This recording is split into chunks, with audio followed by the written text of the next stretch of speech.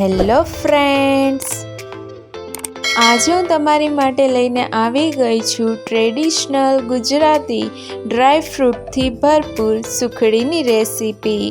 તો ચાલો રેસીપી શરૂ કરીએ। સુખડી બનાવવા માટે અહીંયા 1 કપ જેટલું ઘી લીધેલ છે। ઘીનું પ્રમાણ સુખડીમાં વધારે જ હોય છે, જેનાથી સુખડી ખાવામાં સોફ્ટ અને એકદમ ટેસ્ટી બને છે। સાથે 1 કપ જેટલો ઘઉંનો કરકરો લોટ, જે આપણે ભાખરી માટે યુઝ કરતા હોય તે લીધેલ છે, અને અડધા કપ જેટલો ઘઉંનો લીસો લોટ, જે આપણે રોટલી માટે યુઝ કરતા હોય તે લીધેલ છે। ત્યાર પછી 1/4 કપ જેટલું ટોપરાનું છીણ, અડધા કપ જેટલા કટ કરેલ કાજુ અને અડધા કપ જેટલા કટ કરેલ બદામ લીધેલ છે। હવે એક પેનમાં 2 ચમચી જેટલું ઘી એડ કરી દઈએ। ઘી ગરમ થઈ જાય એટલે તેમાં કટ કરેલ કાજુ અને બદામને એડ કરી દઈએ અને તેને ઘીમાં સારી રીતે રોસ્ટ કરી લઈએ। રોસ્ટ કરેલ ડ્રાયફ્રૂટનો સ્વાદ સુખડીમાં ખૂબ જ સરસ આવે છે। તો અહીં આપણા ડ્રાયફ્રૂટ સારી રીતે રોસ્ટ થઈ ગયા છે।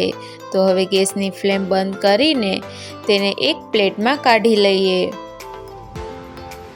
હવે પેનમાં ઘી એડ કરીને ગેસની ફ્લેમ ચાલુ કરી દઈએ। ઘી ગરમ થઈ જાય એટલે તેમાં ઘઉંનો કરકરો લોટ એડ કરી દઈએ। ત્યાર પછી તેમાં ઘઉંનો લીસો લોટ એડ કરી દઈએ।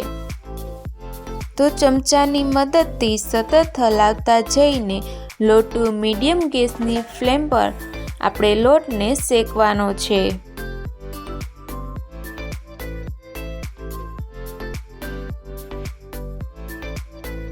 અહીંયા 1 કપ જેટલા ગોળને આ રીતે ઝીણો સમારી લીધો છે, જેથી તે સારી રીતે મિક્સ થઈ જાય। જો તમે આ રીતે ઝીણો સમારીને એડ નહીં કરો તો સુખડી ખાવામાં ચવડ જેવી બનશે। અને અહીં આપણે લોટને પણ સતત હલાવતા રહેવાનો છે, અને તમે જોઈ શકો છો લોટનો કલર પહેલાં કરતાં ચેન્જ થઈ ગયો છે, મીન્સ આપણો લોટ સારી રીતે શેકાઈ ગયો છે।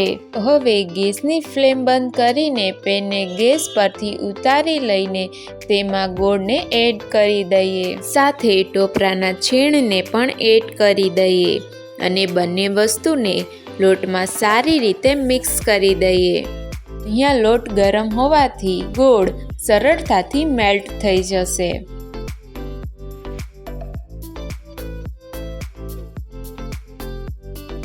તો થોડીક જ વારમાં લોટ મેલ્ટ થઈને લોટ સાથે સારી રીતે મિક્સ થઈ ગયો છે,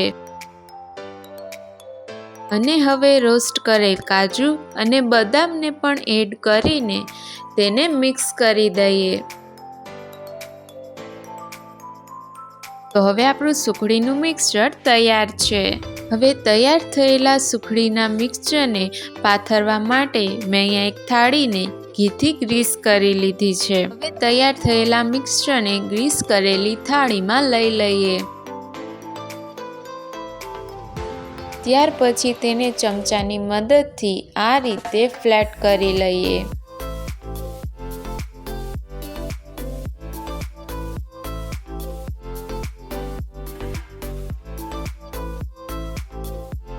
તો આપણી સુખડી એકદમ એકસરખી થઈ ગઈ છે। હવે ગરમા ગરમ સુખડીના આ રીતે પીસીસ કરી લઈએ।